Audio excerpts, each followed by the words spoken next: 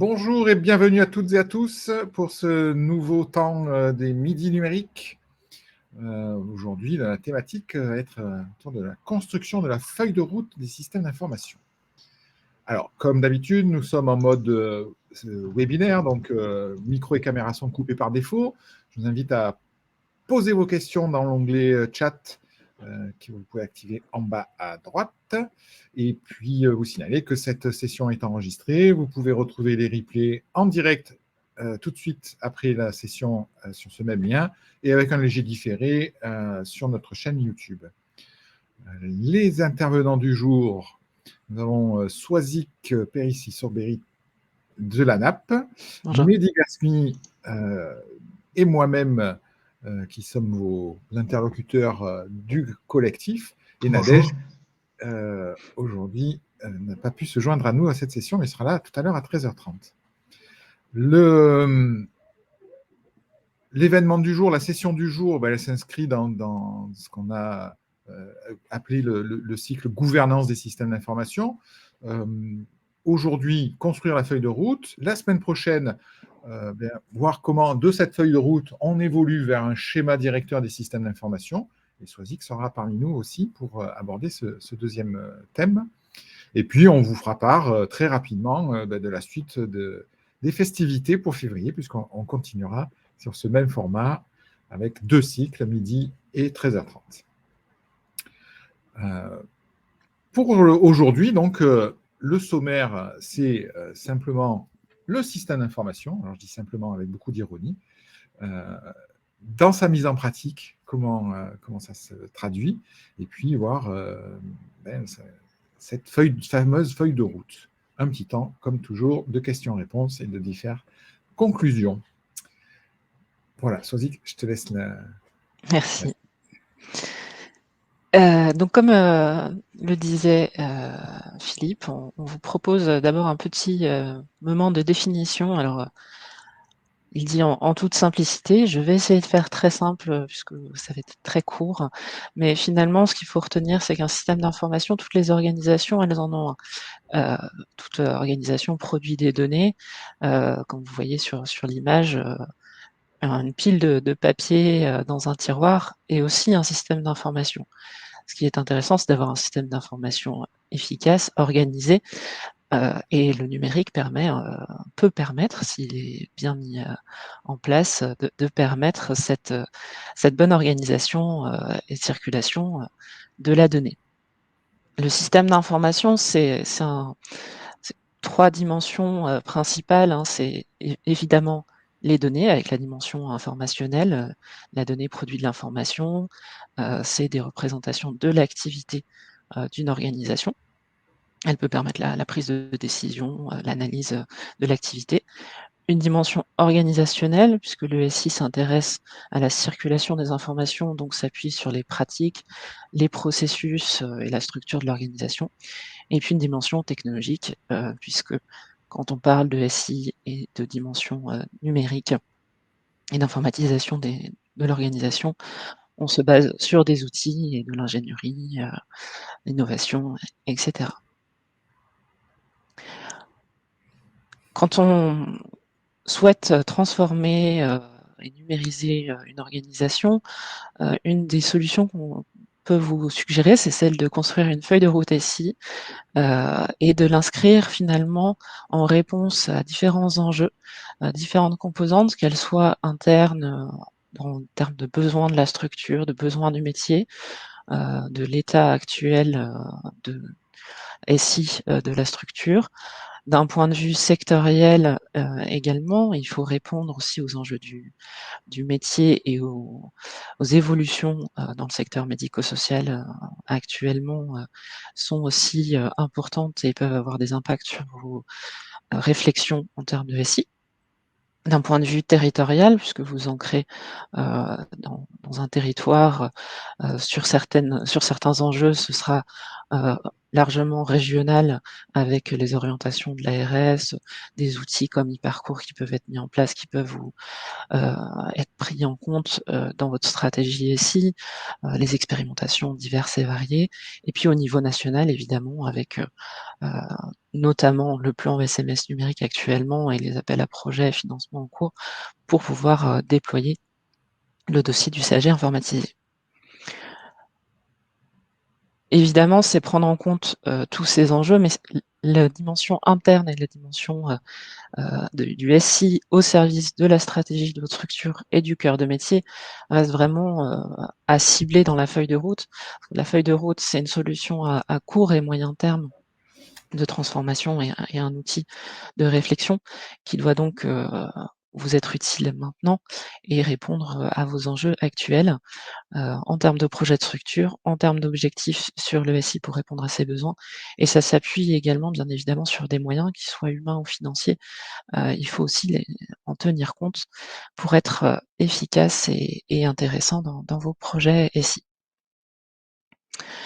Donc concrètement, si on rentre dans le détail un petit peu de la feuille de route, comme il y a différents enjeux, différentes composantes internes, externes, etc., il s'agit d'intégrer des acteurs de plusieurs niveaux, donc les dirigeants élus, les directeurs de structures ont un regard sur la transformation SI d'une structure dans la réponse aux stratégies qu'elle peut de l'organisation qu'il va proposer.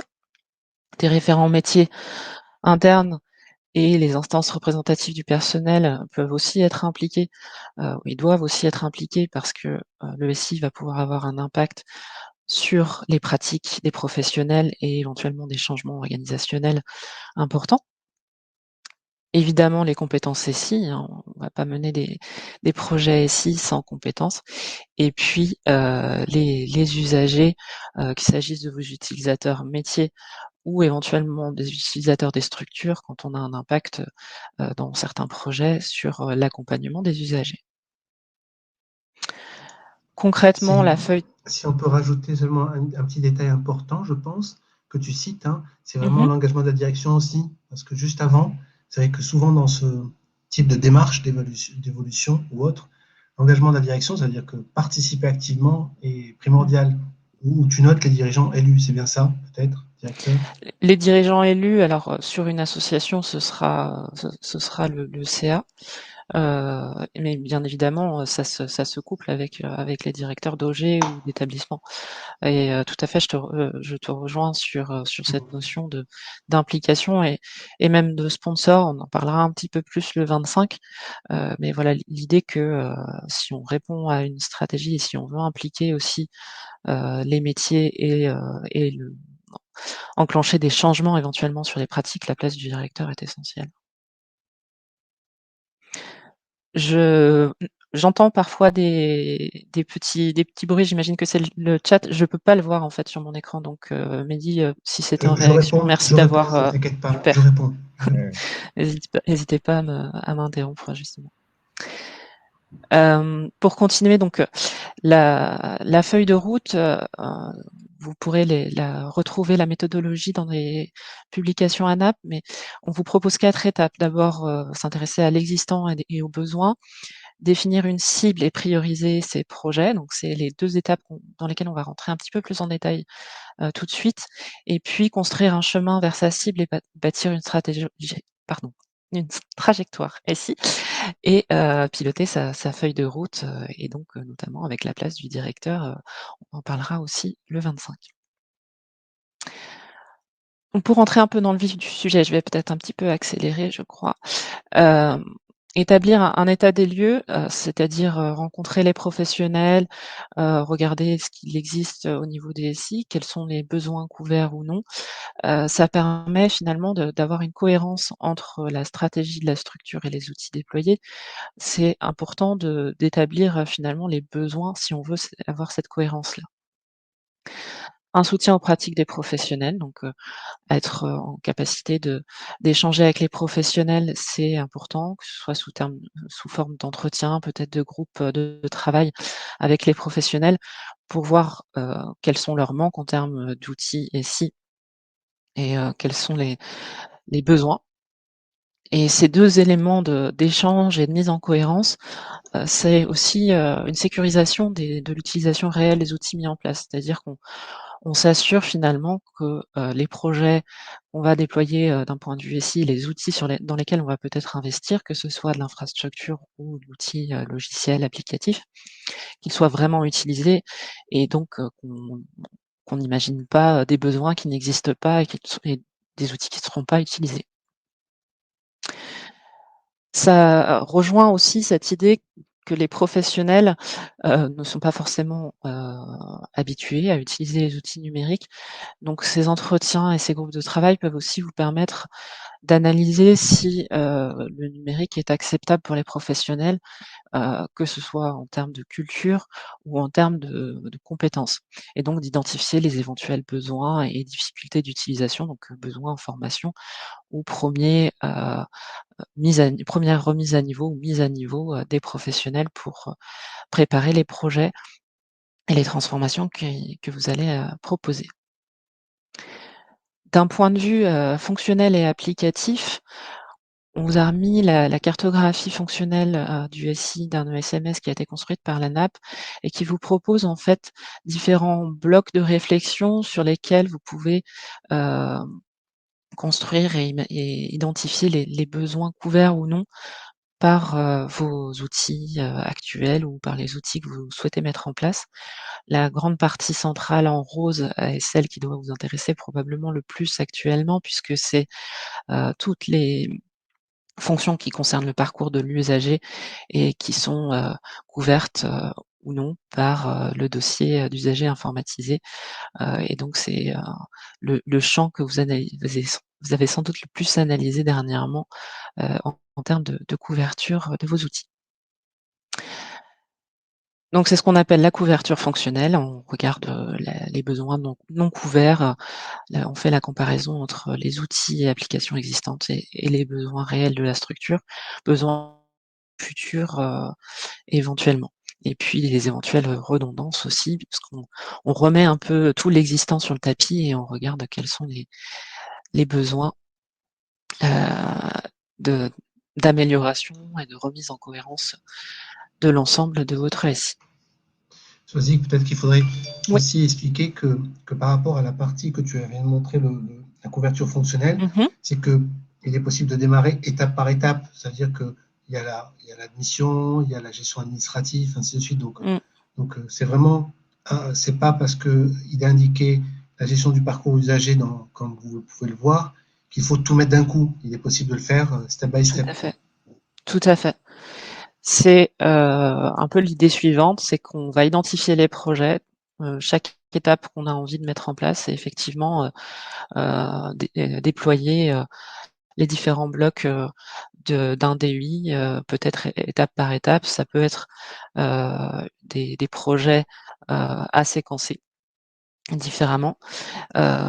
Mais des fois, une première étape, ça peut être, d'équiper, de s'assurer que l'infrastructure, va pouvoir suivre, le déploiement de ce DUI et donc, une fois qu'on a analysé tout cet existant, les besoins, de transformation qu'on va avoir, d'être en capacité de les structurer, de faire un 1er cadrage, 1re, évaluation des besoins projet par projet pour pouvoir, organiser une cohérence et aboutir à une feuille de route, donc comme je le disais au début, à court et moyen terme, pour, la transformation de son SI.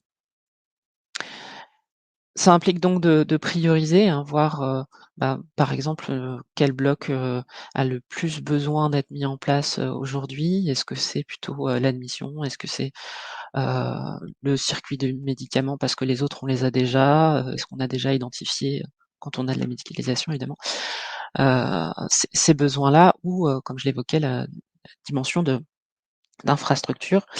Voilà, quelle est l'importance, la complexité du projet, est-ce qu'elle va demander beaucoup de participation d'acteurs, beaucoup de temps de préparation, un plan de communication, d'accompagnement du changement, voilà, toutes les petites sous-couches qu'il peut y avoir et puis évidemment le coût qui peut aussi influencer, le moment, de démarrage aussi d'un projet. Est-ce que je dois commencer à le travailler en parallèle d'autres petits projets pour notamment lever des fonds, préparer une réponse à un appel à projet, un volet SI, pour, mon CPOM, et cetera.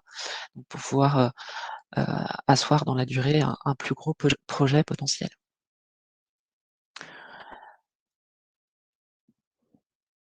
quand on a un petit peu remis tous ces éléments dans la moulinette et qu'on a commencé à imaginer ces projets, il faut aussi réfléchir en termes de faisabilité des projets. Donc, imaginer différents scénarios peut aussi vous aider à les rendre, à opérationnaliser votre feuille de route.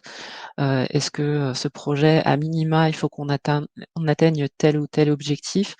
Est-ce qu'on a un risque d'avoir un retard de recrutement et donc imaginer des objectifs intermédiaires pour un projet, pour pouvoir un peu les dimensionner et encore une fois les prioriser et les cadencer pour la suite de votre feuille de route. C'est donc voilà, l'idée suivante, une fois qu'on a croiser tous ces éléments, la priorité des projets, mais aussi est-ce qu'on a les moyens humains actuellement disponibles? Est-ce qu'on doit organiser un recrutement? Est-ce qu'on doit réorganiser son équipe? Est-ce qu'on a des besoins financiers particuliers et donc des fonds à lever entre-temps? Mais aussi, est-ce qu'on est sûr d'avoir tous les prérequis techniques? J'évoquais tout à l'heure s'assurer qu'on a bien tout le matériel nécessaire pour les professionnels ou des bornes Wi-Fi dans sa structure avant de mettre en place des outils de suivi type DUI ou si on souhaite mettre en place des tablettes pour une complétion au fur et à mesure des déplacements dans une structure type EHPAD lorsqu'on se déplace dans les chambres qu'on souhaite mettre à jour régulièrement. Si on équipe de tablettes, est-ce qu'on est sûr d'avoir du Wi-Fi? Voilà, c'est des questions de ce type qui permettent de cadencer et de déterminer quel projet doit être mené en premier ou non. Et finalement, on arrive à une formalisation qui vous donne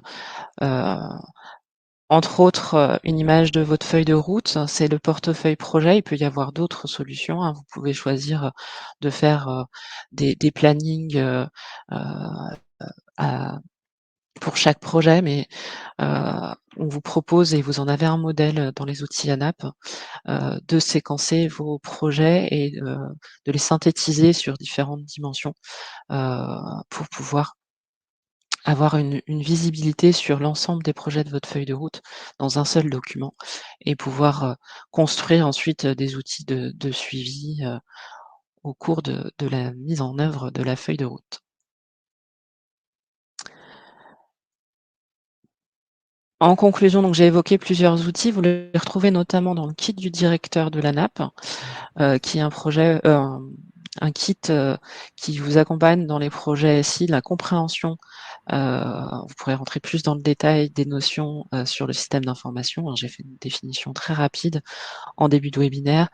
Faire le point sur la situation du SI de sa structure. Vous avez des éléments sur l'analyse de la cartographie fonctionnelle, mais aussi sur les besoins de la structure, la conduite du changement également dans la notion de stratégie SI efficace. Vous avez aussi des éléments sur les notions de mutualisation, etc. Mais ce sera sans doute pour des webinaires suivants. Mais en tout cas, vous avez tous ces éléments et plusieurs documents pour accompagner la mise en place et la construction d'une feuille de route SI. Et on vous propose, et le collectif SI-PACA vous l'a fait aussi passer, de mener des autodiagnostics de maturité numérique dans votre structure. Ça peut être un point de départ pour vous d'avoir une visibilité au travers de cet autodiagnostic. Et donc, le lien que vous avez dans ce support est celui de la campagne qui est en cours, qui est menée par le collectif SI-MS-PACA. C'est ça, exactement. Donc, ce diagnostic va nous permettre, va vous permettre d'avoir une vision à date de votre couverture SI. Il y a quand même aussi à la fin un certain nombre de conseils, de préconisations, donc déjà un axe pour travailler votre feuille de route. pour le collectif, ça va être un outil qu'on va partager ensemble. Alors, on va anonymiser, bien sûr, toutes ces réponses, mais ça nous donnera une meilleure vision de la maturité de nos acteurs en région et plus seulement au niveau national. Et donc, on va s'appuyer sur ce résultat pour travailler avec vous. La journée du 28, je rappelle, elle est vraiment vocation à ça. Ça va être le premier événement, groupe de travail qu'on va animer avec le collectif et tous les participants qui seront là pour travailler sur des pistes à dégager sur les mois et les semaines à venir. Comment le collectif va pouvoir y répondre? Quels sont les acteurs qui vont pouvoir y répondre? Donc, n'hésitez pas à remplir ce questionnaire. N'hésitez pas à vous inscrire à cette journée du 28. On se retrouve la semaine prochaine. Après, je vais prendre le temps de répondre aux 2-3 commentaires. On se retrouve la semaine prochaine, donc même heure, avec même équipe, sur approfondissons cette feuille de route, sur un schéma directeur qui va être donc du coup un petit peu plus précis, un peu plus touchy. Et puis donc les quelques commentaires qu'on a eus, finalement, ce n'est pas tellement des questions, mais des commentaires qui insistent effectivement sur la nécessité d'avoir bien cartographié, bien identifié ces projets, bien anticipé pour pouvoir lisser une activité sur le temps. On va avoir un portefeuille de projets, parfois avec des projets forts impact, faible impact. En tout cas, voilà, de la charge de travail à prévoir pour les équipes en charge DSI, mais aussi pour les équipes du terrain, que ce soit administratif ou sur la partie accompagnement soins. Et puis une contribution de Marc qui a insisté dans ce sens en disant en plus, ça permet d'anticiper sur des phases de formation. On sait que dans le secteur, on a encore pas mal de travail à faire sur ce sujet-là. J'ai coupé le partage pour pouvoir voir les commentaires. Pas de problème. Je pense qu'il ne nous reste plus qu'à vous remercier. On vous fait passer le support très rapidement, j'espère cet après-midi. Le lien pour l'inscription de la journée du 28 sera dedans. Il y a des communications qui ont été adressées par les fédérations, par nous-mêmes. Donc, n'hésitez pas à venir. Ça va être en visioconférence, mais on va essayer d'animer ça de manière un peu dynamique pour rendre la chose agréable. Et on se retrouve la semaine prochaine. Merci à tous. Merci à tous.